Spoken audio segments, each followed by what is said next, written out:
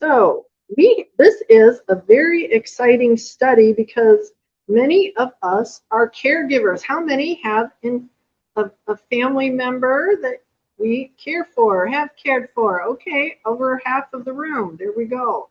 So this is a time of life, and we are blessed. We are all commandment keepers, so we're all keeping the fifth commandment. So I am joined by some wonderful other family caregivers here.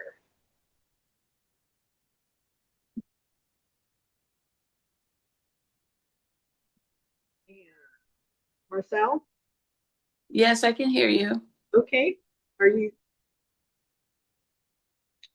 gonna do this part or you want me to? Okay, I can do it.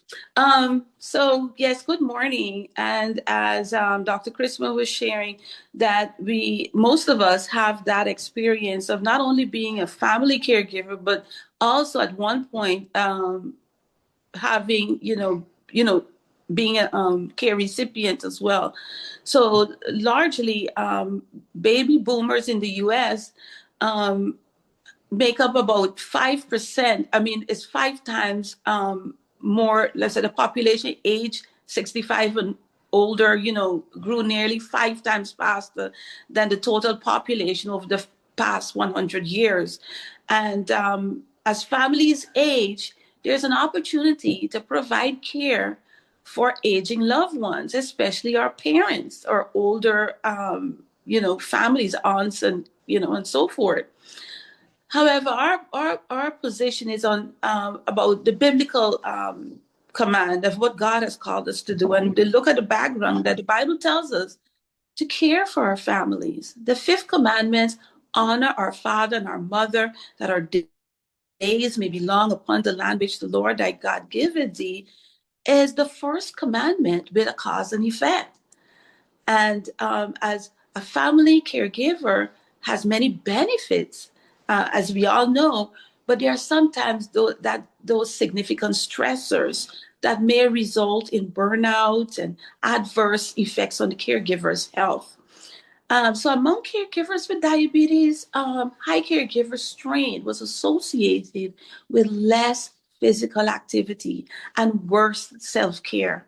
And similar findings were also noted in another study among caregivers with hypertension. Caregiver burden has also resulted in depression and anxiety, and maybe even add guilt. So caregivers need to have effective coping mechanisms in place to alleviate these stressors. One study found that caregivers who had positive attitudes reported less caregiver burden. And we can give we can't give what we don't have. Therefore, we know self-care is essential for the family caregiver. So given the scarcity of research specifically addressing self-care strategies and coping mechanisms to mitigate caregiver strain, the study aims to deepen an understanding of caregiver burden and coping mechanisms, and explored self-care practices among caregivers of aging family members. So we had a mixed method design. In this study, uh, we I have been blessed to be able to care for my mother for the past 6 years, and I was doubly blessed to be able to care for her full time for the last almost 3 years. And she just passed the week before Christmas, but it was such a blessing. And so that was my motivator for starting this study. Gary's also caring for his mother, and Marcelle, I believe, is right down in Florida right now caring for her mother. So, anyway, so we got together to start this. So a convenient sample of adults who are actual family caregivers. We're sending out the survey. So anyone who would be willing to participate, we'll share the survey. We got IRB approval, and we use online survey tool. We did quantitative, descriptive, statistical analysis on the quantitative data and thematic analysis on the qualitative data. You may have understood this already, but over 90% of these caregivers are women. We do have a few men that have stepped in, but women, it falls on their shoulders through this study. to care for their aging parents. We have almost 60% that are ages 50 to 59. It could be in the other dynamic range, the 60 to 69. We're almost balanced there. How many years have you been caring for your family members? The majority have been 2 to 4 years. We also see that there is, almost another 10% taking it to just 0 to 1 years, and then we have there over 11 years is almost 10%. I think that's just astonishing to have that there. I've been caring for my mother for about 1.5 years. My sister had been doing that prior. She has passed away. She had cancer. And I could say it's a shock. There's a lot that needs to be done for your full-time caregiver. Full-time caregiver for your 87-year-old mother who you love, but it's a lot. It's a lot of responsibility. And to do that for 11 years, I think is amazing. How would you describe your caregiver role? The main caregiver is about 1/3. The only caregiver is, again, about 1/3. And one of the caregivers is about 1/3. So I think that's interesting to see that balance there. So maybe you can picture where you're at or where these groups are at. It's about 1/3. How stressful do you feel your life is? We're at 50%, almost 60%. It's stressful, but then somewhat stressful is still 40%. So there's a lot of stress involved with being a caregiver. How would you rate your spiritual life? We see that about 50% are very spiritual, and spiritual is 75%. How often do you do self-care activities? Weekly is the majority, and that's at a 58%. But look, almost 1/3 are daily. So yeah. I want to attain to that as well. Marcelle? So, what self-care activities do you do was one of the questions, and we found that it mostly fell within exercising, time with God, and alone time. And also said, how have you benefited by being a caregiver? And most people, said blessed, because you could see that they're taking God's commandment seriously, and that the satisfaction is there, that positive outlook, that feeling loved and needed and being able to spend time with their loved ones. It says, how have you benefit from being a caregiver? It says that's selflessness, and said, I can empathize with others who are doing the same thing. And, it forced them, some people said, force them to slow down. That in that reflection, which is necessary, and just some people grow from it. Patience. They said their patience have increased. So family caregivers honor their parents by keeping the 5th commandment. And so when we look at this conference theme of from that data to thriving churches and communities, in order to keep our caregivers, the sustainability, we have to be intentional as caregivers and as a community.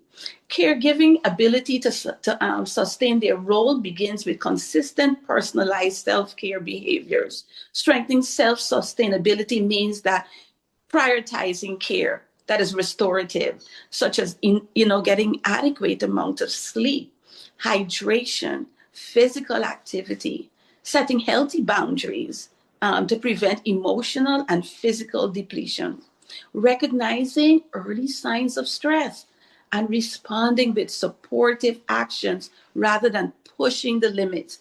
And the females we didn't look at that, whether it was more with females or the male caregivers doing that. Engage in activities that replenish joy and reinforce personal identity beyond caregiving is necessary. And also, how can the church help? The implication is that ensuring relevant and timely support. Caregivers thrive when they are not isolated.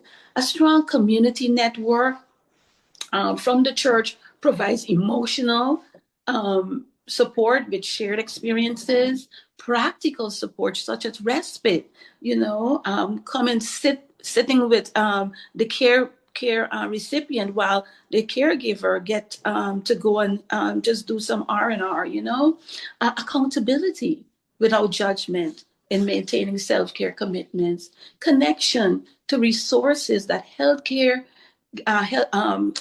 caregivers may not know exist, and that is significant.